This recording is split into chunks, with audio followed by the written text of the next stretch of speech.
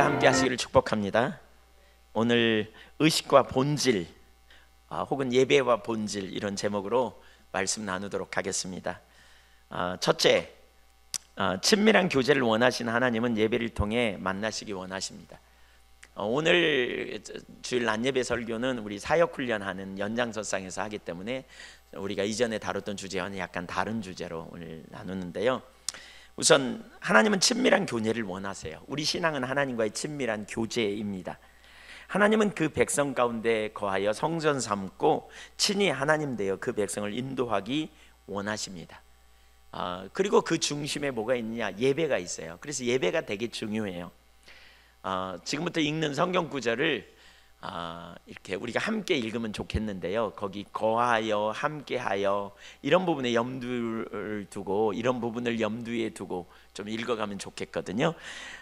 출애굽기 29장 45절 46절 같이 읽죠. 내가 이스라엘 자손 중에 거하여 그들의 하나님이 되리니 그들은 내가 그들의 하나님 여호와로서 그들 중에 거하려고 그들을 애굽 땅에서 인도하여 낸 줄을 알리라. 나는 그들의 하나님 여호와니라. 예, 성경 구절이 여기 앞에 나옵니다. 여기 앞에 나오니까 참조하고 같이 읽으시면 돼요. 그러니까 하나님의 의도죠. 하나님이 이스라엘 백성들을 왜 구원해 냈느냐? 그들 중에 거하려고 그랬어요. 그래서 그들에게 친히 하나님 노릇하려고 이렇게 말하죠. 요한복음 1장 14절을 같이 또 읽어볼까요? 시작. 말씀이 육신이 되어 우리 가운데 거하심에 우리가 그의 영광을 보니 아버지의 독생자의 영광이요 은혜와 진리가 충만하더라. 아멘. 이스라엘 백성들을 불러내시고 그들 가운데 거하셔서 친히 하나님 노릇하신 하나님께서 이제 신약 시대에는 친히 육신을 입고 오셨어요. 말씀이 육신이 되었다. 태초에 말씀이 계셨고 그 말씀이 곧 하나님이시다. 이렇게 말씀하시잖아요. 그 하나님이 육신을 입고 오신 거예요. 그래서 우리가 그 예수님을 우리가 그 하나님으로 알고 우리가 믿잖아요. 그래서 예수님이 그렇게 말씀하시잖아요. 나를 본 자는 아버지를 보았거늘. 예수님은 성자 하나님이셨어요. 근데 육신을 입고 이제 이 땅에 오신 거죠. 그래서 이 땅에 오셔서 모든 진리로 우리를 가르치시고 제자들을 가르치시고 이끌어 가셨어요. 그래서 요한복음 8장 31절에 보면 자기를 믿은 유대인들에게 너희가 내 말에 거하면 참으로 내 제자가 되고 진리를 알지니 진리가 너희를 자유케 하리라 이렇게 말씀하셨죠. 그리고 이제 예수님이 십자가에서 순환을 받으시고 하나님과 우리 사이에 막힌 담을 헐어내셨어요. 그래서 친밀한 교제로 누구든지 예수님 안에서 그리고는 이제 예수님이 승천하시기 전에 제자들에게 나 간다 그랬더니 제자들이 불안해하거든요. 그때 예수님이 내가 가면 또 다른 보혜사 성령을 보낼 거야 이렇게 말씀하시는 장면이 있어요. 요한복음 14장 16절부터 18절까지 읽겠습니다. 내가 아버지께 구하겠으니 그가 또 다른 보혜사를 너희에게 주사 영원토록 너희와 함께 있게 하리니 그는 진리의 영이라. 세상은 능히 그를 받지 못하나니 이는 그를 보지도 못하고 알지도 못함이라. 그러나 너희는 그를 아나니 그는 너희와 함께 거하심이요 또 너희 속에 계시겠음이라. 내가 너희를 고아와 같이 버려두지 아니하고 너희에게로 오리라. 아멘. 또 다른 보혜사, 원래 보혜사가 예수님이셨죠. 근데 예수님이 승천하시면서 또 다른 보혜사를 내가 너희에게 보내리라. 저는 진리의 영으로서 너희 속에 영원히 계시겠다. 그러면서 예수님이 이렇게 말해요. 내가 가서 너희를 고아처럼 버려두지 않으려고 너희에게 오리라. 그래서 성령으로 우리 가운데 오신 거죠, 예수님이. 그래서 어떻게 해요? 가르쳐 주시고, 요한복음에 보면 특별히 성령님은 무슨 일을 하시는지 잘 나타나 있잖아요. 모든 주님의 말씀을 우리에게 생각나게 하시고 가르치고 또 순간순간 우리를 모든 진리로 인도하시겠다 이렇게 말씀하셨어요. 그래서 예수님이 승천하신 이후에 성령님이 오셨죠. 그래서 고린도후서 6장 16절에 보면 하나님의 성전과 우상이 어찌 일치가 되리요.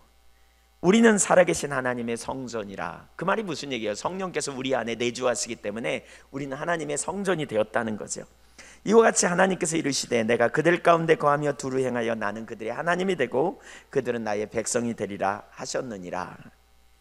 그러므로 너희는 그들 중에서 나와서 따로 있고 부정한 것을 만지지 말라. 내가 너희를 영접하여 너희에게 아버지가 되고 너희는 내게 자녀가 되리라. 전능하신 주의 말씀이니라 하셨느니라. 전능하신 하나님의 말씀, 하나님께서 우리 안에 거하시고 우리와 함께 계시는 영으로, 성령으로 우리 안에 내주하셔서 지금 거하시는 거죠. 성령으로 우리 안에 내주하신 사건을 요한일서 4장 13절은 그렇게 해석해요. 요한일서 4장 13절을 같이 읽어볼까요? 시작. 그의 성령을 우리에게 주심으로 우리가 그 안에 거하고 그가 우리 안에 거하시는 줄을 아느니라. 우리가 그 안에, 그가 우리 안에라는 말이 요한 서신서에 되게 많이 나오거든요. 근데 이 구절들을 학자들은 이 구절을 어떻게 평가하느냐면, 어떻게 해석하느냐면 친밀한 관계라고 말해요. 이 구절을 친밀한 관계성이라고 표현해요. 내가 주님 안에, 주님이 우리 안에 거하는 삶, 친밀한 교제 안에 누구를 주심으로 해요? 성령을. 그러니까 성령님이 우리 안에 내주하고 계셔서 친히 우리 가운데 우리를 주님께로, 주님이 우리 안에 거하시는 이 삶이 있어요. 여러분, 성령님이 우리 안에 거하실 때 무슨 일이 있어요? 성령님이 우리 가운데 침묵하고 계실까요? 어떤 상황에서든지, 어떤 환경에서든지? 아니에요.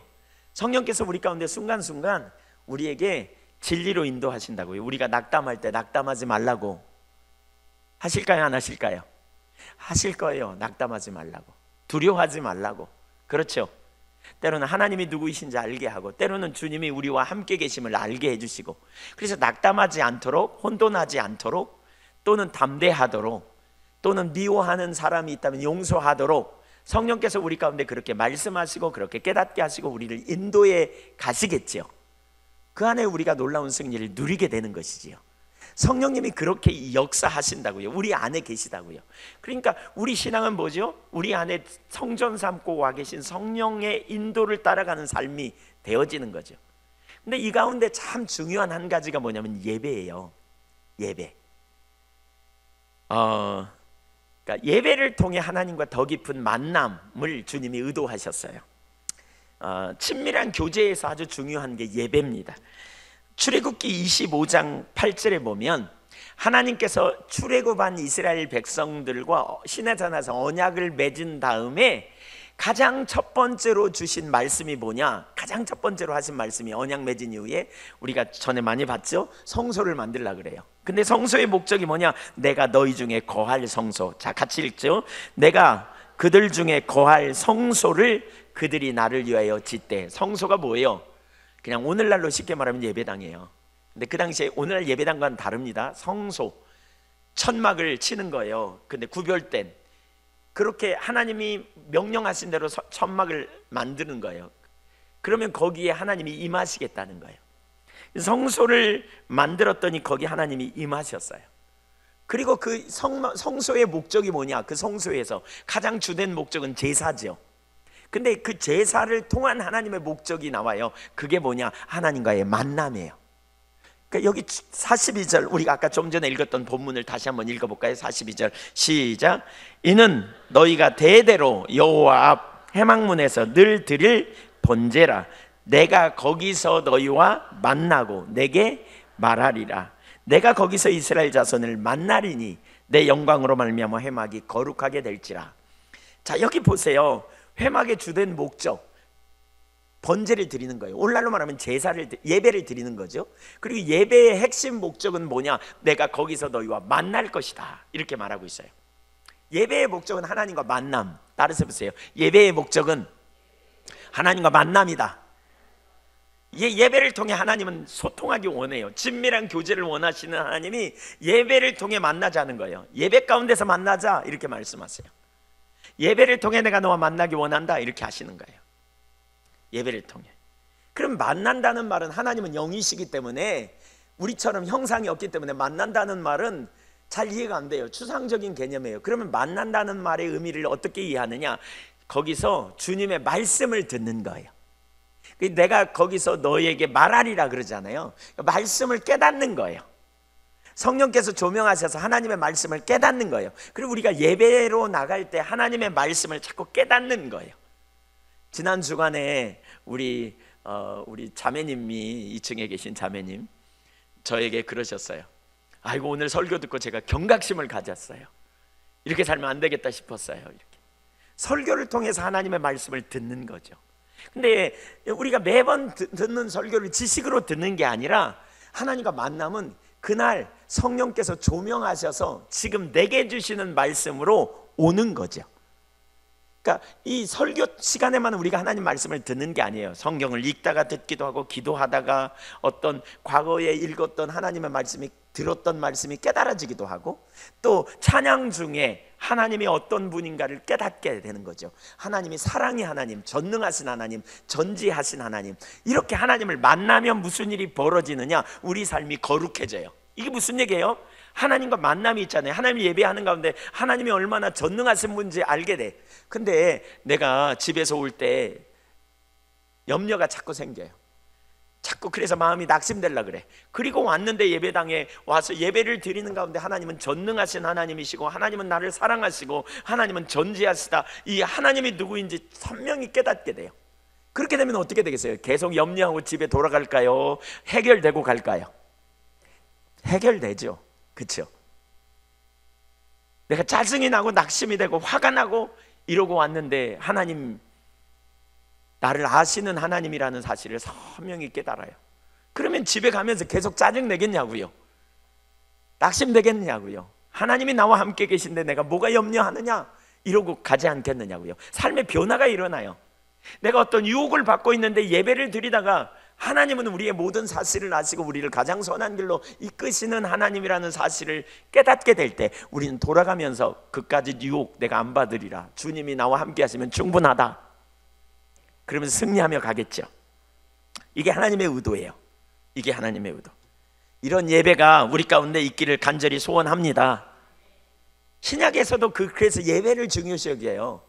요한복음 4장 23절 24절에 보면 아버지께 참되게 예배하는 자들은 영과 진리로 예배할 때가 오나니 곧 이때라. 아버지께서는 자기에게 이렇게 예배하는 자들을 찾으시느니라. 하나님은 영이시니 예배하는 자가 영과 진리로 예배할지니라. 어디서 어떻게 예배해야 되는지 묻는 수가성 여인과의 대화 속에서 예수님은 그렇게 말해요. 예배는 장소의 문제가 아니다. 어디서든지 예배할 때가 온다. 그러면서 진리와 성령으로 드리는 예배, 이 예배가 참된 예배다. 그리고 우리는 반드시 그렇게 예배해야 된다. 할지니라, 이게 강한 명령이거든요. 그래서 영어 성경에 보면 must라고 번역하고 있어요. 반드시 해야 된다. 그 다음에 하나님은 그렇게 예배하는 자들을 찾으신대요. 그 말은 그렇게 예배하는 자들을 만나주신다는 거예요. 그러니까 신약시대의 예배는 어디냐? 꼭 예배당에서만 드리는 예배가 아니에요. 어느 곳에서나 우리 안에 성령께서 와 계시기 때문에, 어느 곳에서나 하나님이 영으로 성령으로 우리 안에 와 계시기 때문에 어디서나 우리는 예배할 수 있다는 거예요. 신령과 진정으로.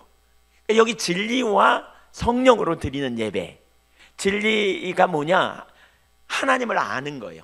그리고 하나님 앞에 내가 누구인지를 아는 거예요. 이게 진리예요. 이 진리에 기초하여 하나님께 나아가고요, 이때 성령의 인도를 따라가고 성령께서 깨닫게 하심으로 하나님이 누구인지 깨닫게 하심을 의지하여 나가고, 그렇게 나갈 때 성령께서 능력으로 임재하셔서 하나님의 일을 이루어내시는 그런 역사들을 경험하는 이런 예배를 드리는 자들을 하나님이 찾으신다는 거예요. 그러니까 여러분, 이게 참 중요해요. 우리는 그 어디서든지 예배할 수 있어요. 여러분, 설거지를 하면서도 예배할 수 있고, 기도하면서 예배할 수 있고, 여러분 잠자리에 눕기 전에 예배할 수 있고, 아침에 일어나서 예배할 수 있고, 화장실에 가서도 예배할 수 있어요. 어디서나 하나님을 예배하면 하나님이 그렇게 여러분 만나 주실 줄로 믿습니다. 그 만남이 있을 때 무슨 일이 있어요? 말씀이 깨달아진다니까요. 하나님이 누구인지 깨닫게 되고, 그래서 그리스도인은 어느 장소에서나 소망이 넘치고, 어느 장소에서나 뭐예요? 하나님이 함께 하시면 알기 때문에 낭망하거나 좌절하지 않게 되는 거죠. 어디서나 그렇게 예배 드리다가, 그럼에도 불구하고 교회를 중요시 여기잖아요. 그래서 교회를 통해서 하나님은 하나님의 일을 이루세요. 그러니까 우리가 주일날 그렇게 각자가 삶의 현장에서 예배 드리다가 주일날 교회에 함께 모여보세요. 우리의 예배가 얼마나 강력하겠는지. 그렇게 주님과 만남이 있는 예배가 되어지기를 축복합니다. 예배가 중요해요. 그래서 예배에 성공해야 돼요. 여러분, 어디서나 하나님을 찾으세요.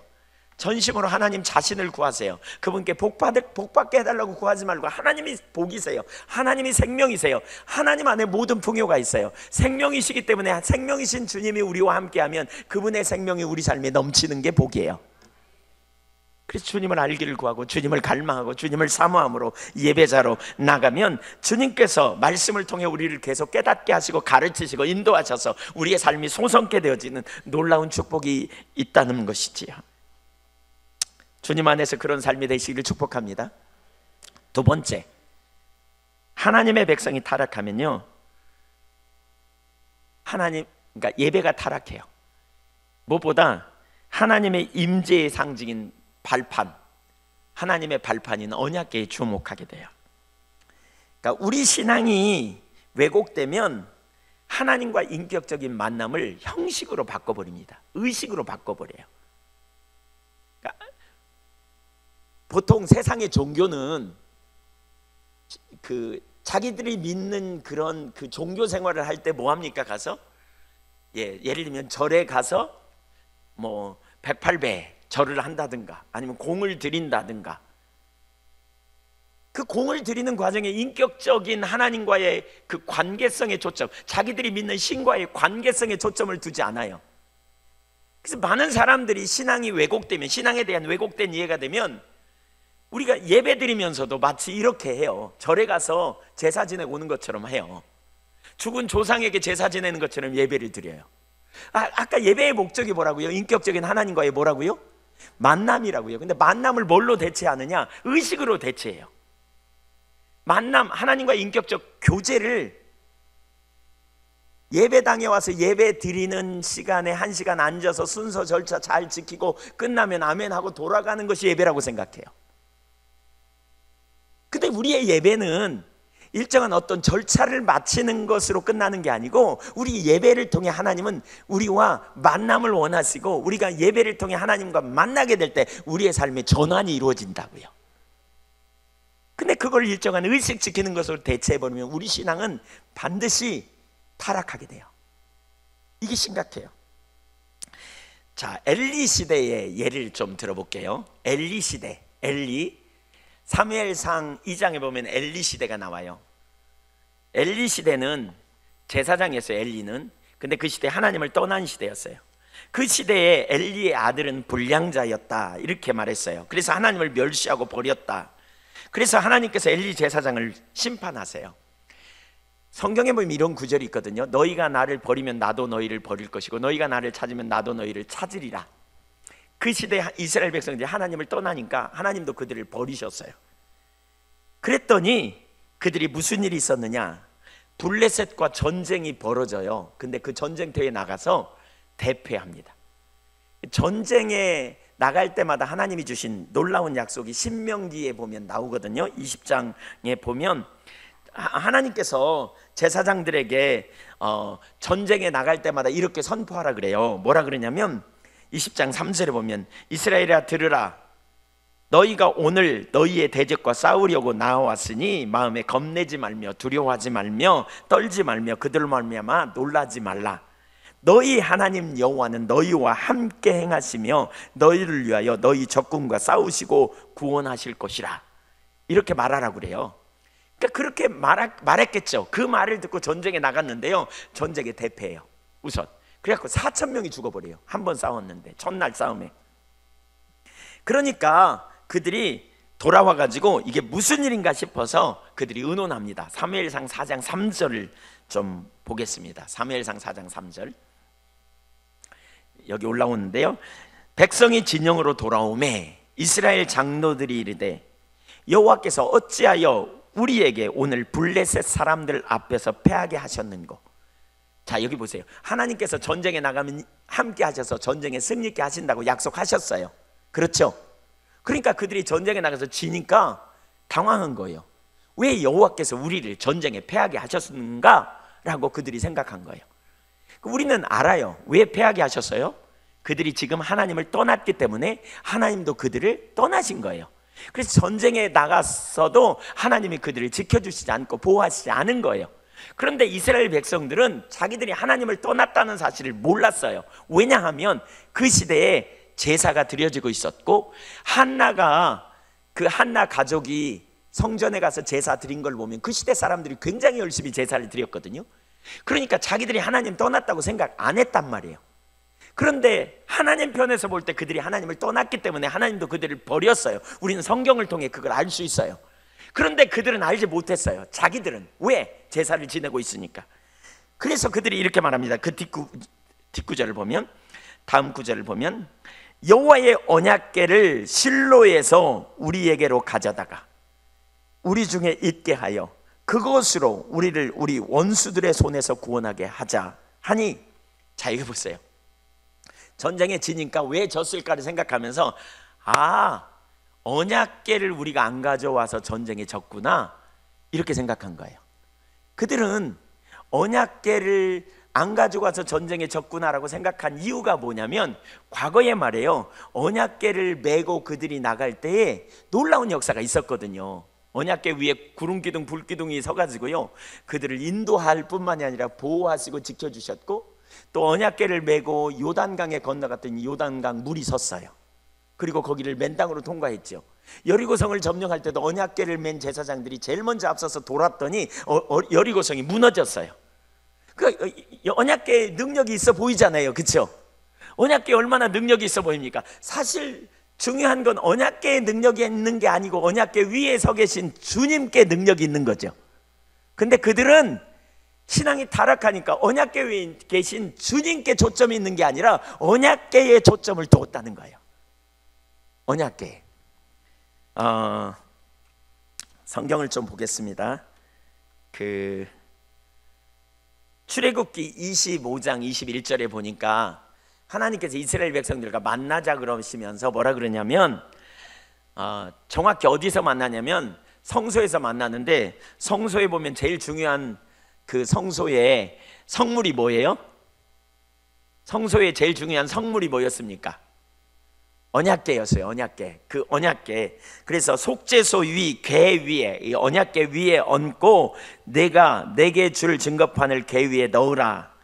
거기서 내가 만나고. 어디서 위에? 어디서? 언약궤 위에 있는 두 그룹 사이에서.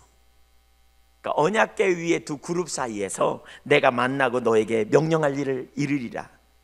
그러니까 언약궤 위에 주님이 임재하셔서요, 그리고 거기서 말씀하셨어요. 그래서 역대상 28장 2절에 보면 이 언약궤를 다윗은 뭐라 그랬느냐? 여호와의 발판이라고 그래요. 역대상 28장 2절 한번 보겠습니다. 거기 올려줘 보시죠. 역대상 28장 2절 시작. 이에 다윗 왕이 일어서서 이르되 나의 형제들 나의 백성들아 내 말을 들으라. 나는 여호와의 언약궤 곧 우리 하나님의 발판을 봉헌할 성전을 건축할 마음이 있어서 건축할 재료를 준비하였으나. 여호와의 언약궤를 곧 뭐라고요? 우리 하나님의 뭐라고요? 발판. 왜요? 하나님이 거기 임재하시니까. 네, 임재하시니까. 그래서 언약궤 위에 하나님이 임재하실 때 놀라운 능력이 나타났고, 그래서 요단강이 물러섰고, 그렇죠? 여리고성이 무너지는 역사가 일어났단 말이에요. 그런데 지금 이들은 어떤 자리로 가버렸느냐? 그들의 초점은 그 위에 서 계신 하나님이 그 위에 계신지 안 계신지는 관심도 없어. 그들은 언약궤를 메고 갈 때 능력이 나타났지, 이것만 기억해요. 그래가지고 사무엘상 4장 3절에서 그렇게 말한다니까요. 언약궤를 실로에서 우리에게 가져다가 우리 중에 있게 하여 그것으로 우리를 우리 원수들의 손에서 구원하게 하자. 그것으로. 그러면 그들은 묻습니다. 그들은 하나님을 믿었습니까? 언약궤를 믿었습니까? 언약궤를 믿은 거예요. 그들은 하나님을 믿지 않았어요. 그러니까 얼마나 우스운 일입니까? 본인들은 하나님을 믿는다고 생각했을지 모르지만 실상 언약궤를 의지하고 있습니다. 언약궤를 믿었습니다. 언약궤의 능력을 믿었습니다. 그러니 하나님의 임재가 거친 언약궤에 무슨 능력이 있겠습니까? 거기에. 결국 그들은 전쟁에서 대패했습니다. 3만 명 이상이 죽었고요, 언약궤 빼앗겨버리고요, 엘리의 두 아들 홈리와 비느하스가 죽임을 당하고 엘리도 목이 부러져 결국 죽게 됩니다.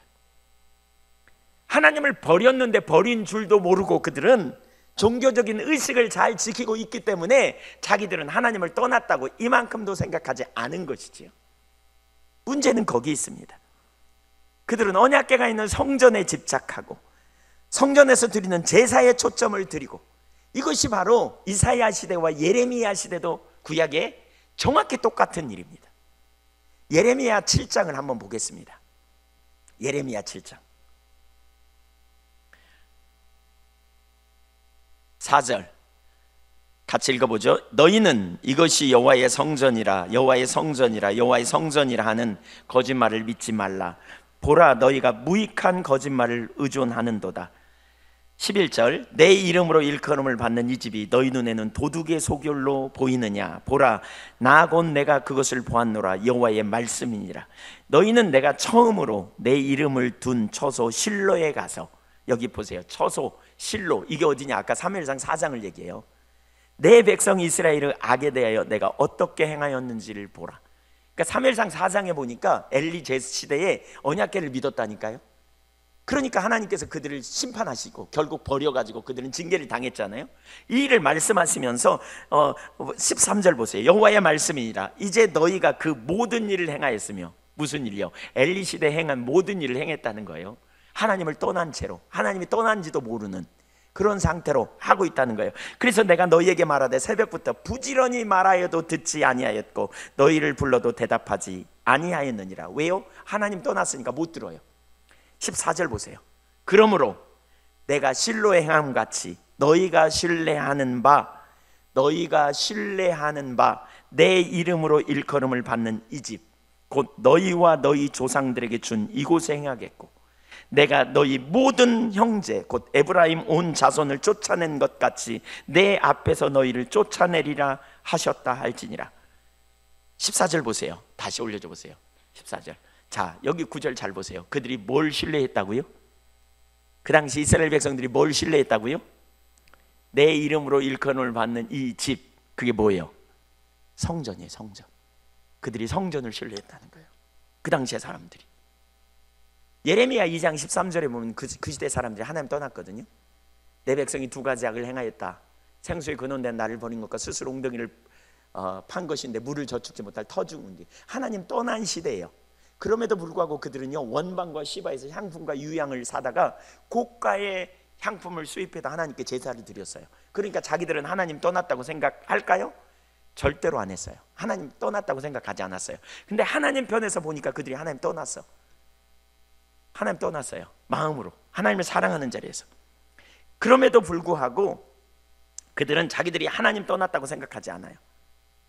그러니까 이 시대가 뭐라 그래요? 거기 너희가 내 집을 강도의 구렬로 만드느냐 그러세요. 그러니까 여러분, 마음으로부터 하나님을 떠나면요, 삶이 하나님 뜻대로 살기가 어려워요. 그때 반드시 예배가 타락합니다. 그래서 하나님 편에서 볼 때 예배가 타락해. 그러니까 삶은 엉망이고 예배는 어떻게 해요? 의식으로 본질을 대체한 거예요. 그들이 성전에 와서 제사를 드리면서 우리가 성전에서 이렇게 하나님 우리가 명하신 의식을 잘 지키니까 하나님이 우리를 복 주시고 우리를 축복하실 거다, 이렇게 생각했다는 거예요. 특히 그들은 하나님께서 친히 자기 이름을 두시겠다고 맹세하신 예루살렘의 성전에서 성대한 제사를 드렸거든요. 그래서 그들은 오늘 또 이 예루살렘 성전에서 하나님께 성대한 제사를 드렸으니 하나님이 그 나라를 보호해 줄 것이다, 이렇게 확신한 거죠. 특별히 예레미야 7장 4절에 보니까 그래서 그 시대 제사장들이 그랬다는 거예요. 이곳이 여호와의 성전입니다. 이곳이 여호와의 성전입니다. 이곳이 여호와의 성전입니다. 이렇게 3번 했대요. 왜? 이 말은 무슨 얘기냐면 솔로몬이나 다윗에게 준 예루살렘 성전에 대한 약속, 예루살렘에 대한 약속을 가지고 이 성은 멸하지 않을 겁니다. 예루살렘 성전은 영원할 겁니다. 그러니 여러분이 여기 와서 제사를 드리면, 그러니 여러분이 여기 와서 희생을 드리고 번제를 드리면 하나님이 여러분에게 샬롬을 주실 거고, 하나님이 여러분의 필요를 채우실 거고, 하나님이 여러분에게 안식을 주실 겁니다. 이렇게 선포했어요. 성경에 나온 약속을 가지고 선포했다니까요. 그러니까 우리는 그 선지자들이 진짜라고 생각해요. 근데 하나님은 예레미야 선지자를 통해 그 거짓말을 믿지 말라라고 말했어요. 뭐가 거짓말일까? 도대체 어떤 게 거짓말일까? 하나님 편에서 볼 때 뭐가 거짓말이냐? 그들이 하나님을 떠났어요. 하나님의 약속은 하나님 안에 그들이 거할 때 그 약속이 유효한데 그들이 하나님을 버렸어. 그러니까 하나님도 그들을 버렸어. 그러니까 그 약속이 성취될 리가 없어요. 그런데 그들은 좋은 구절만 가지고 설교를 통해서 이곳이 여호와의 성전이니까 이곳에 와서 제사를 드리면, 여러분이 제사를 드리니까 여러분의 미래가 보장될 겁니다, 이렇게 말했다는 거예요. 그걸 두고 타락한 예배를 하는 거죠. 그걸 두고, 그러니까 성전 예배가 계속된다면 예루살렘이 안전할 겁니다, 이렇게 말했다는 거예요. 그러나 실상 그들은 생수의 근원 대신 하나님을 버렸다니까요. 그래서 하나님도 그들을 버렸어요. 하나님이 그들을 떠나버렸는데 하나님의 약속이 무슨 의미가 있겠어요? 그 백성들이 하나님을 떠났는데. 그래서 지금 심판이 문 앞에 와 있는 거예요. 예레미야 시대 때 심판이 왔잖아요. 멸망당하고 포로로 잡혀가고 고난을 당했잖아요. 문제는 뭐냐? 선지자부터 제사장까지 다 분별력을 잃어가지고요, 잘못된 것조차도 깨닫지도 못한 거예요. 그래서 예레미야를 거짓 선지자 취급하고 전승해야 하면 나중에 돌로 쳐 죽였대잖아요. 우리는 성경을 보면서 예레미야가 진짜 선지자인 줄 알아요. 근데 그 시대 사람들은 모두 다 분별하지 못했어요. 하나님의 관점에서 보면 그들은 엘리 시대와 똑같은 일을 하고 있었어요. 생수의 근원 대신 하나님을 버리면서 종교적인 의식만 하였기 때문에 하나님이 자기들을 지켜주시고 돌보실 거라고 착각한 거죠. 그들의 문제는 뭐냐? 참된 예배가 뭔지 참된 신앙이 뭔지 가려웠기 때문에, 성전에서 의식을 잘 지키는 것이 참된 신앙이라고 생각했기 때문에 그들은 심각하게 옆으로 간 거죠. 예배마저도 의식으로 전락시키는, 그들의 초점은 어디에 있었어요? 엘리 시대에는 언약궤에 가 있는 것처럼 지금 예레미야 시대 그들의 초점은 성전에 가 있는 거예요. 그들은 엘리 시대에는 언약궤 보러 왔다면 이 시대에는 성전 보러 온 거예요. 성전 보러. 그리고 우리가 성전 보러 오니까 주님이 거기 임재에 계신지 안 계신지 관심도 없어. 주님이 함께 계신지 관심도 없어. 주님 만날 걸 기대조차도 안 해요. 그들은 성전 보러 오는 거예요. 결국 이것은요, 아무런 쓸모없는 거짓 신앙이에요. 가짜 신앙이에요. 종교적인 의식이 그들을 지켜주지 못했어요. 결국 그들은 동시대에 멸망한 거 아세요? 예레미야 시대에 망했잖아요. 포로로 잡혀간. 이게 엘리 시대와 예레미야 시대만이 아니에요. 이사야 시대에도 정확히 똑같아요. 이사야 시대. 이사야 1장 12절을 보세요. 같이 읽어볼까요? 시작. 너희가 내 앞에 보이러 오니 이것을 누가 너희에게 요구하였느냐? 내 마당만 밟을 뿐이니라. 그 당시 유대인들에게 하나님은 언약을 맺고, 출애굽기 23장에 보면 언약을 맺은 다음에 이렇게 말씀하셨어요. 23장 17절을 올려줘 보세요. 예, 내 모든 남자는 매년 3번씩 주 여호와께 보일지니라. 1년에 3차례씩 보이러 오라 그랬어요. 하나님 보이러 오라 그랬어요. 근데 여기 이사야 1장 12절에 이렇게 말했다니까요. 너희가 내 앞에 보이러 오니 누가 그것을 너희에게 요구했느냐? 맞아요, 틀려요? 좀 틀린 말이에요. 왜? 주님이 요구하셨어요. 그렇죠? 1년에 3차례 보이러 오라 그랬어요. 맞죠? 대답해 보세요. 맞죠? 네. 근데 여기서는 왜 이렇게 말씀했을까? 그 뒷구절을 보면 알 수 있어요. 그 바로 다음 그 이사야 29장 13절 보세요. 죄송합니다. 1장 12절 보세요. 1장 12절 다시, 이사야 1장 12절 다시 올려줘 보세요. 자, 보이러 오라 그랬어요. 근데 주님이 왜 이렇게 말씀하냐? 너희가 내 앞에 보이러 오니 누가 이것을 너희에게 요구하였느냐? 주님이 보이러 오라는 말은요, 보세요, 보이러 오라는 말은 그냥 점 찍고 가라는 말이 아니에요. 만나러 오라는 말이었어요. 근데 그들은 뭐 했다? 마당만 밟고 지나갔대. 그러니까 여러분 한번 생각해 보세요. 이스라엘 70km가 넘는 한 200리가량 되는, 먼 데는 한 200리 이상 되는 데서 짐승을 끌고 하나님 앞에 1년에 3차례 보이러 오라고 그러니까 율법에 순종하여 왔어요. 와가지고 얼마나 고생했겠어요. 보통 대학교도 아니고, 그 당시에 뭐 차가 있습니까? 걸어서 왔을 거예요. 그렇죠? 걸어서 왔어요. 말 끌고, 소 끌고, 송아지 끌고, 어떤 때는 염소 끌고, 양 끌고, 그리고 와요. 예. 그러니까 얼마나 힘들었겠어요. 하루에 왔겠어요? 며칠 걸렸겠죠. 그렇게 와가지고요, 제사를 드리겠다고 와서 제사를 드렸어요. 그리고 가요. 여러분, 보통 정성입니까? 쉽습니까? 정말 쉽지 않은 정성을 가졌습니다. 그런데 주님이 보실 때는 마당만 밟고 지나갔대. 만나러 오지 않고. 그 주님이 그러는 거예요. 누가 너에게 보리로 오라 그러대? 보이러 오라 그랬어요. 그 의미가 뭐냐? 만나러 오라는 거예요. 근데 마당만 벗고 지나가요. 그래서 결국 그들의 예배를 입술뿐인 예배라 그러는 거예요. 이사야 29장 13절 보세요. 이사야 29장 13절 같이 읽어보겠습니다. 시작.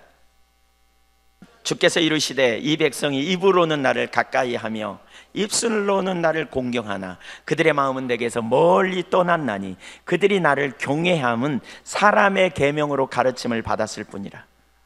하나님과 만남을 기대하지도 않고 입술로만 했죠. 그러니까 입술뿐인 예배라 그러니까 봉사도 않고 헌신도 않고 제물도 안 바치고 그런 줄 알죠. 이사야 1장 11절 보면 무수한 제물을 갖다 바쳤어요. 이사야 시대의 예배를 학자들은 그렇게 말해요. 성경이 가르치고 있는, 율법이 가르치는 그 예식 그대로 제물을 갖다 바쳤대요. 그대로 행했어요, 그 시대. 근데 뭐가 여기서 입술뿐인 예배라는 말은 마음이 떠난 상태의 예배를 말해요. 존재를 다해 하나님을 사랑하고 하나님을 만나기를 기대하고 하나님과 동행하기를 원하고 하나님의 말씀을 듣기 원하여 그 말씀이 자기 삶의 생명이기에 기꺼이 삶을 조정하고 따르기를 원하는 중심의 자세가 없이 드려지는 예배를 두고 말하는 거죠. 그런 예배 하나님 앞에 의미가 없어요.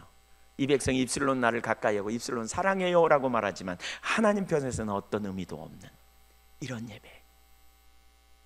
오늘날은 어떻습니까? 그럼 우리가 드리는 오늘날의 예배를 보시자고요. 정말 비슷합니다. 오늘날 많은 사람들이 예배당에 오면서 주님을 만날 기대감 없이 옵니다. 많은 사람들이 예배를 형식적으로 드리는 경향이 얼마나 많은지 모릅니다. 우리가 흔히 쓰는 말 중에 이런 말을 합니다. 예배 보러 간다. 무심코 쓰는 말 같지만 언약궤 보러 가고 성전 보러 가고 예배 보러 가는 거예요. 가끔 이런 경우가 있어요. 어느 이사하는 집이나 이런 데 신방 가면 그래요. 막 음식 식는데 음식 목사님 음식 식으니까요. 빨리 예배 봐버리고 빨리 잠깐 예배 봐버리고 빨리 밥 먹자는 거예요. 그럼 예배 보자는 말이나 하지 말든지. 예배가 그냥 점 찍는 거예요. 그냥 의식인 거죠. 안 하자니 찝찝하고 하자니 시간 걸리고 그러니까 그냥 잠깐 봐버리고 가자는 거예요. 전혀 성경적이지 않은 말입니다, 여러분. 하나님께서 그곳에 임재하시고 하나님 만나시고 그 가정에 하나님이 주시고자 하는 말씀과 의도를 그 가정이 깨닫고 어떻게 살아야 될지를 알게 된다면 너무나 놀라울 텐데 의식으로 바꿔버리는, 이게 오늘날 심각해요. 똑같은 이해를 가지고 있는 경우가 얼마나 많은지, 많은 사람들이 예배에 대한 잘못된 인식이 얼마나 많은지 몰라요. 성수 주일 하기 위해서 교회 오는 거죠, 그냥. 그래서 주일날 예배당에 1시간이라도 와서 앉아 있어야 신앙인처럼 생각하는 거죠. 하나님을 만나기 위해서가 아니라 예배 의식에 참여하기 위해. 여러분, 하나님은 인격체세요. 하나님은 예배를 통해 그 백성과 만나기 원하세요. 하나님은 인격체로서 우리와 만나기 원하고 소통하기 원하고 교제를 통해서 우리 가운데 통치하시고 우리는 그 통치에 순종하고 나아갈 때 하나님이 우리의 보호자가 되시고 우리를 지켜주시고 우리를 돌보시는 놀라운 역사를 경험하는 것이 예배라고요. 근데 예배를 죽은 조상에게 제사들이 있지 않다니까요. 마치 때우듯이 마지못해서 하듯이 안 갈 수 없으니까 그러니까 습관처럼 가는 거예요. 그냥 저는 모태신앙이입니다. 제가 20대 중반에 인격적인 주님을 만났습니다. 그 전까지 제가 습관적으로 신앙생활을 했어요. 부모님의 보내심을 받아 교회 빠진 적이 별로 없었습니다. 청년 때 좀 빠졌지만 중고등학교 때까지는 안 가면 혼나니까 교회 갑니다. 열심히 갑니다. 근데요, 제가 인격적인 주님을 만나고 나서 보니까 그렇게 다니면서 교회에 와서 주님을 만난 적이 없었던 것 같아요. 습관처럼 교회에 와 있었지만 주님을 만날 기대감도 없이 주님을 향한 열망도 없이 교회에 나왔던 것 같아요. 어떤 때 목사님이 예배 드리고 우리는 지금 좀 예배 형식이 다르지만 과거에 이제 하면 설교 마치고 기도하고 난 다음에 찬양 하나 하고 보통 축도하고 마치잖아요. 근데 찬양할 때 목사님이 어떤 때는 찬송이 보통 4절까지 있잖아요. 근데 어떤 때 필 받으면 5절짜리를 골라. 5절짜리. 그 5절짜리 한 번 하면 속으로 그냥 어떤 놈이 5절까지 찬송을 지어가지고 막 이런 생각이 올라와요. 그냥 제 속에 그냥. 그래갖고 막 화가 나고. 근데 목사님이 은혜 받다가 은혜 받으면 한 번 더 합시다 이러면 그냥 뒤집어지는 거죠. 예배 1시간 드리는 거 너무너무 근데 제가 알아요. 설교만 1시간씩 하니 이 한교회 쉽지 않은 거 알아요 제가. 근데 제가 보니까요, 예배에 성공하지 않으면 우리 신앙이 성공하지 않아요. 우리 삶의 능력이 없어요. 주님 만나기를 여러분 사모하고 열망하셔야 돼요. 여러분, 예배가 형식이 되면 절대로, 예배가 형식으로 끝나면 여러분, 우리의 신앙은 절대로 하나님과 친밀한 교제 가운데 승리하는 삶이 불가능해요. 너무나 많은 사람이 주일날 예배에 참여했으니까, 그러니까 예배 1시간 참여하고 나는 신앙생활하고 봉사하고 헌신했으니까 하나님이 내게 복 주실 거야, 이렇게 생각해요. 하나님 만날 것에 대한 기대감도 없이. 그렇게 잘 참여하는 것이 하나님을 사랑하는 것이라고 생각하는 거죠. 그러면서 자기 신앙은 아무 문제가 없다고 생각하는 거죠. 마치 엘리 시대의 언약궤를 믿은 것처럼, 예레미야 시대나 이사야 시대 성전을 믿은 것처럼 오늘날 예배를 믿는 사람 적지 않아요. 주일 성수를 믿어요. 하나님 믿는 것이 아니고 주일 성수를 믿어. 주일날 내가 예배 드렸으니까, 나는 이렇게 봉사했으니까, 이렇게 믿는 사람 적지 않아요. 그러니까 하나님이 내게 복 주실 거다, 하나님 나와 함께 하실 거다. 여러분, 의미 없어요. 주님 안 만나면 의미 없어요. 거듭 말씀드리지만 주님을 만나는 예배가 아니면 의미가 없어요. 오늘 예배당을 믿는다고 말하거나 예배당을 믿는다고 생각하는 사람은 한 명도 없어요. 그러나 똑같이 행하는 일이 우리 가운데 얼마나 많은지 몰라요. 하나님 관점에서 볼 땐 하나님 버린 상태, 마음이 나눠진 상태, 하나님을 사랑하는 자리에 있지 않는 그 상태에 있으면서, 그럼에도 불구하고 전혀 몰라. 하나님 떠나는 줄도 몰라요. 이게 얼마나 심각한지 몰라요. 너무너무 애통해야 돼요. 여러분, 우리 자신이 그런 예배를 드릴 뿐만이 아니라 이 시대에 그런 예배가, 우리 모든 교회 가운데서 그렇게 주님을 만나는 예배가 드려지기를 우리가 기도해야 돼요. 그렇게 교회가 회복돼야 돼요. 주님을 만나면 우리 삶에 강력한 변화가 일어난다니까요, 예배 중에. 그래서 하나님 앞에 애통하며 은혜를 구해야 돼요. 주님, 저를 만나주세요. 저를 내버려 두지 마세요. 주님, 제게 은혜를 부어주세요. 이렇게 열망하고 가야 된다니까요. 세 번째, 타락한 예배에 나타나는 특징 몇 가지만 살펴보겠습니다. 첫째, 예배, 이렇게 형식적인 예배, 이게 타락한 예배예요. 이게 거짓 예배예요. 근데 이 예배에 나타나는 특징 첫째는요, 하나님을 향한 갈망이 없습니다. 하나님을 향한 갈망이 없어요. 타락한 예배, 왜곡된 율법주의 예배에서는 하나님을 향한 갈망이 없어요. 의식을 잘 지키는 것이 신앙이라고 생각하기 때문에 의식을 잘 지키는 데 관심을 둬요.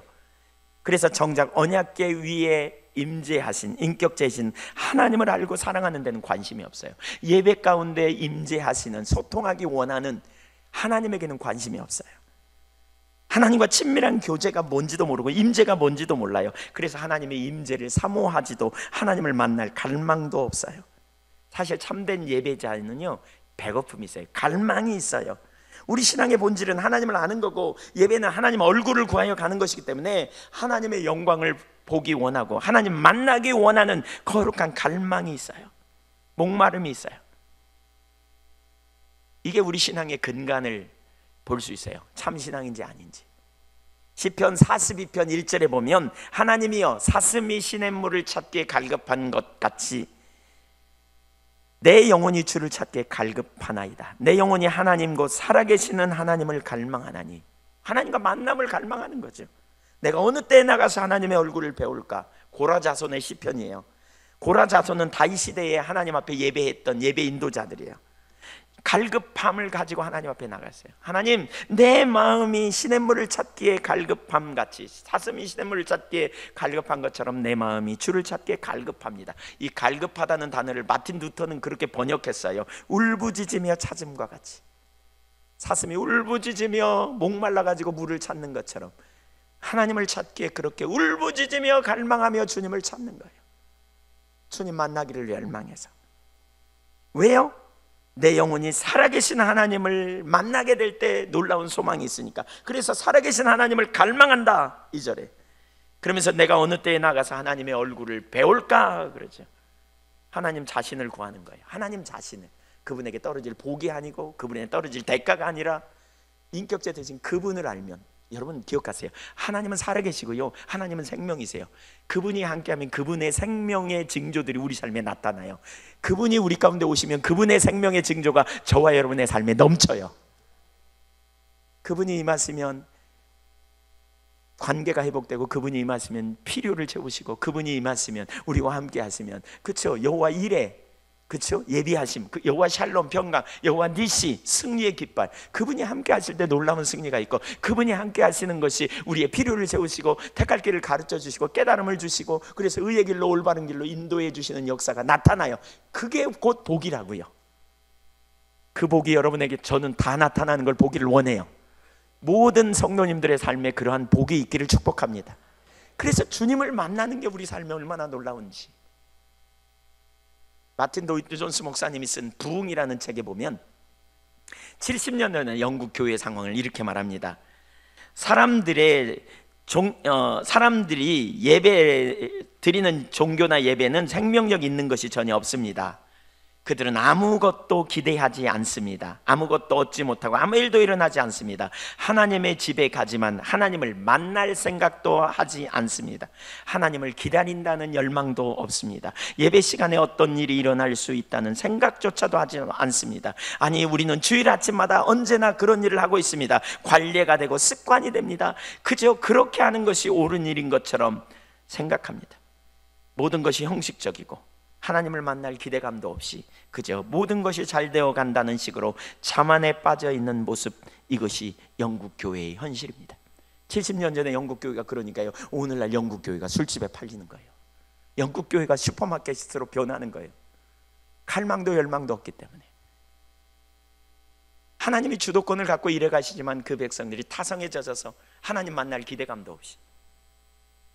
여러분, 우리가 다음 세대를 위해서도 기도할 때 우리가 먼저 하나님을 만나는, 하나님을 열망하고 사모하는 그런 예배 가운데 서게 될 때 하나님 우리 가운데 임재하셔서 하나님의 보내심을 받아 이곳에 그냥 부모님 따라 습관처럼 왔다 할지라도 인격적인 주님을 만나고 그 삶이 뒤집어지는 역사가 나타나게 될 줄로 믿습니다. 하나님 우리를 만나주세요. 이대로 두지 마세요. 이렇게 가야 돼요. 무엇보다 주님 자신을 구하는, 하나님을 알고 사랑하는 친밀한 교제, 이것이 살아있는 예배예요. 이 배고픔이 없다면 심각합니다. 배고픔이 없다면. 그 주님과의 생생한 교제 가운데 있을 때 우리 삶에 놀라운 능력이 있어요. 두 번째는 하나님을 향한 기대감이 없어요. 열망, 기대감 비슷하죠? 근데 약간 다른 차원에서 볼 수 있는데, 참된 예배는 하나님과 만남이기 때문에 말씀을 깨닫는 것이 만남이라 그랬잖아요. 만나면 삶의 근본적인 변화가 일어나요. 하나님과 만나면. 저는 얼마나 제가 제 관점으로 사람을 보고 환경을 보는지 정말 많이 경험해요. 어떤 순간에 내 관점으로 바라보다가 하나님의 관점이 제게 딱 열리잖아요. 전혀 다른 입장에서 제가 서게 돼요. 이번에 전국 장로회 그 수련회 가가지고도 그런 부분을 나눴는데요. 제가 감리사가 되고 난 다음에 그 사람들이 축하한다 그러니까 제가 그 의미를 생각해 봤다 그랬잖아요. 높은 자리에 올라서 축하합니다, 이런 의미도 있고, 섬기느라고 수고했다고, 어렵지만 주님의 일을 맡아서 그 일을 감당하는데 수고하겠다고, 이런 의미라고. 그래서 제가 그런 의미를 가만히 생각하면서, 사실 그게 제 속에서 나온 게 아니에요. 그래서 제가 사람들에게 저한테 축하한다는 말 하지 말라고, 첫 번째 의미라면. 높은 직에 올랐으니까 축하한다고 말하면 축하하지 말라고. 저는 교만해가지고 그러면 여러분이 저에게 잘 안 해주면 그때부터 제가 섭섭하게 생각하고 여러분에게 꽁한 생각 가질 거라고. 그렇게 생각해 보면서 제가 보니까 교회가 타락하는 주된 요인 중에 하나는 섬겨야 될 자리에 있는 사람이 군림하는 자리로 가기 때문인 게 보이더라고요. 목회자도 그렇고 장로님들도 그렇고. 그래서 제가 장로님들 이번에 그런 부분 나눴습니다. 장로님들이 섬기는 자리에 가야 교회가 회복된다고. 지도자들이 그 자리에 가보세요. 예수님이 주인 되고 우리는 주권 앞에 순복하고 겸손히 섬겨보라고.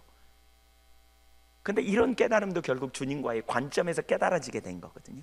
그러니까 나눌 수 있는 거죠. 사실 무지해요. 우리가 성경의 기준대로 잘 못 살아요. 그러나 주님과 만남이 있으면 계속 깨달음이 있어요. 계속 깨닫게 되고 우리의 삶을 전환하고 바꾸게 돼요. 어떤 사람이 나를 섭섭하게 하고 제가 어떤 사람이 저를 엄청 섭섭하게 했어요. 그래서 제가 너무나 화가 나가지고요. 그리고 돌아왔는데 속으로 막 겉은 평안해요. 어떤 분이 그러더라고요. 나 같으면 뒤집어 엎었는데 이 목사 사람 참 좋네 막 이러요. 근데 제가 알아요. 제 속 겉모습은 온유하고 착했는데 속은 부글부글 끓었거든요. 속으로 별 생각을 다 했거든요. 가다 넘어져 버리라 막 이런 생각도 들고, 막 차 타고 가다 넘어지면 무슨 일이 생길지 이거 끔찍한 일이죠. 막 그런 생각이 왔거든요. 그리고 예배당에 와서 앉아 있는데 중보기도 인도하려고 그러는데 기도가 안 돼요.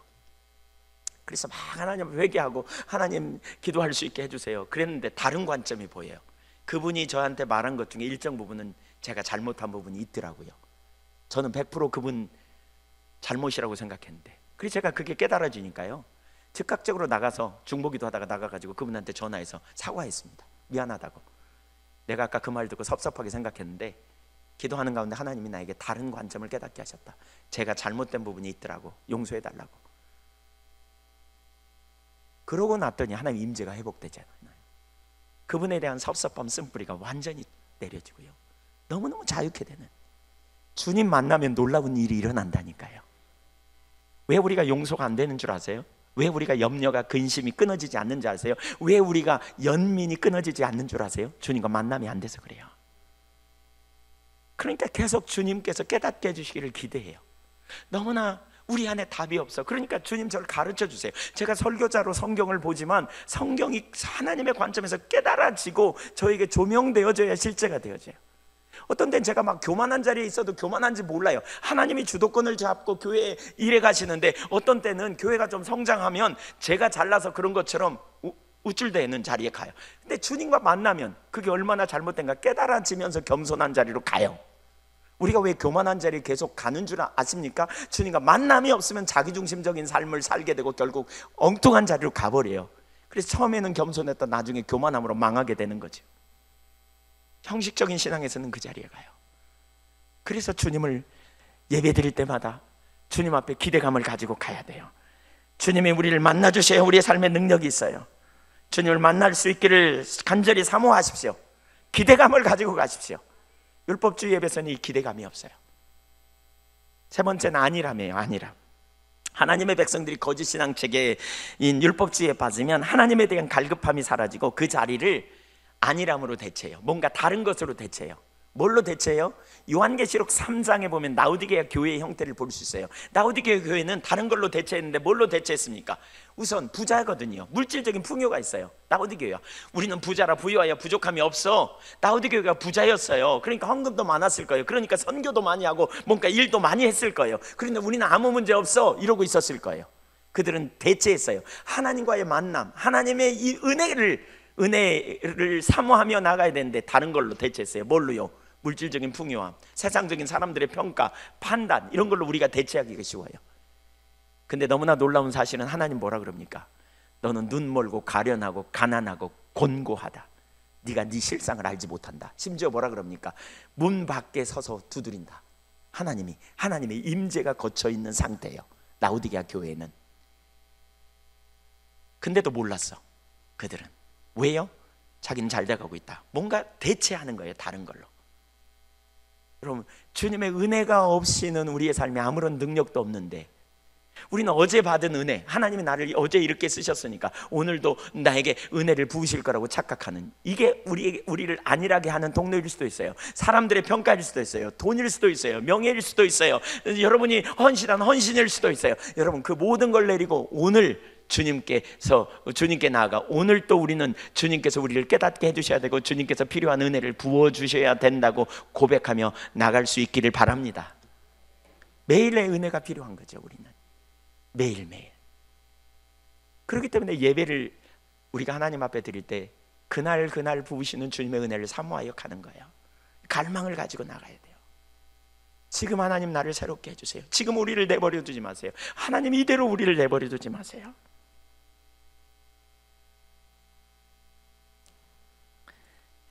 안일함에 빠진 라오디게아 교회의 상태가 뭡니까?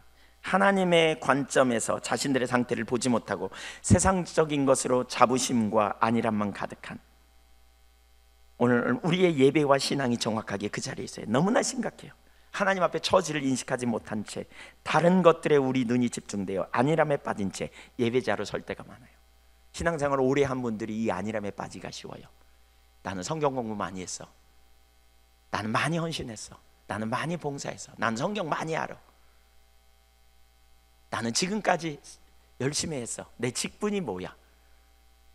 그러니까 그걸로 안일함에 빠져요. 여러분, 직분이 아무리 있고 세상적으로 아무리 많이 헌신하고 교회적으로 아무리 신앙적으로 헌신했어도 오늘 새롭게 주님의 은혜가 우리 가운데 부어져야 돼요. 다른 것으로 우리 눈에 집중되면요, 초점이 가면요, 안일함에 빠진 제 예배자로 살 때가 많아요. 교회 사이즈나 예산이나 뭐 이름난 사람들이 교회에 오면 우리 교회는 잘하는 교회야 이렇게 갈 수도 있고요. 나는 이렇게 헌신하고 나는 이렇게 봉사하고 다른 사람들이 나를 이렇게 칭찬하고 그러니까 내 신앙은 괜찮아. 참 신앙이 뭔지 몰라서 그래요. 시간이 없기 때문에 나머지는 간단간단 설명합니다. 네 번째, 의식에 초점을 둡니다. 원래 성경에서 말하는 참된 예배의 한 부분은요, 상한 심령의 예배입니다. 상한 심령. 이사야 57장 15절, 지극히 존귀함이 영원히 거하시며 거룩하다 이름하는 이가 이와 같이 말씀하시되 내가 높고 거룩한 곳에 있으며 또한 통회하고 마음이 겸손한 자와 함께 있나니 이는 겸손한 자의 영을 소생시키며 통회하는 자의 마음을 소생시키려 함이라. 하나님은 겸손한 자와 통회하는 자의 마음을 기뻐하세요. 이사야 시대에 이사야 6장에 보면 이사야서가 예배에 대해서 가장 잘 다루고 있다고 봐요. 저는 그러니까 이사야 선지자가 하늘이 열리면서 이사야 6장에 보면 천상의 예배를 봐요. 거룩하다 거룩하다 거룩하다 만군의 여호와여, 거기 온전한 예배. 그걸 예배를 보고 이사야가 고백한 고백을 보세요. 화로다 나여 망하게 되도다. 나는 입술이 부정한 백성 중에 거하면서. 이스라엘 백성들 전체가 입술이 부정하다는 거예요. 나쁜 말을 많이 해서 그게 아니고요. 이사야 29장 13절에 아까 보니까 뭐라 그랬어요? 이 백성이 입술로는 주님을 사랑한다 그러면서 마음은 멀리 떠난 입술뿐인 예배. 그 입술이 부정하다는 거예요. 그래서 망하게 되었다고 이렇게 말해요.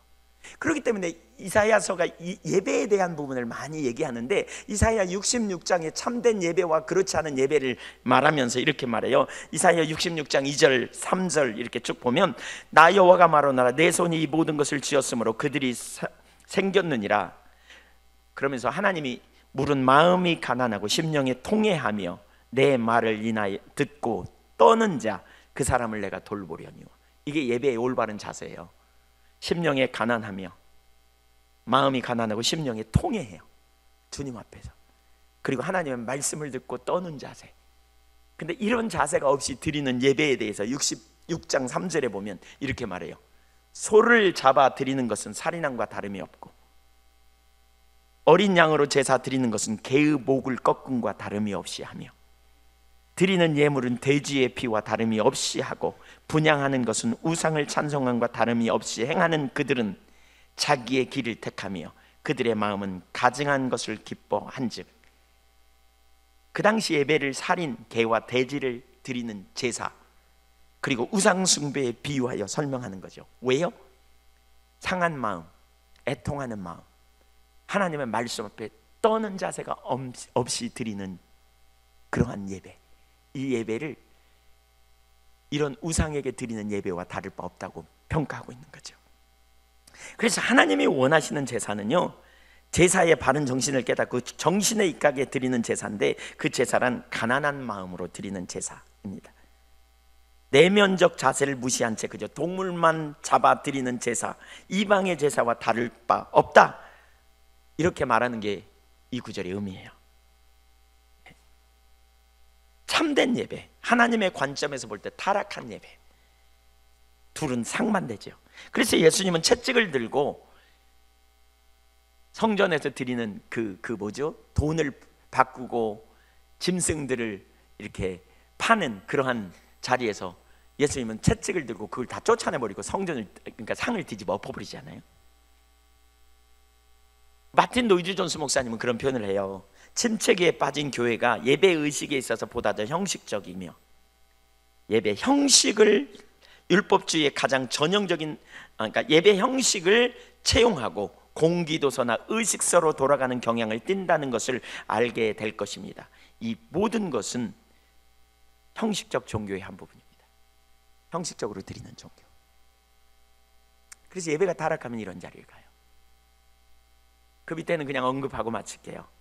5번째는 복받기 위해 드리는 예배예요. 초점이 복에 있어요. 하나님께 있는 게 아니고 복에 있어요.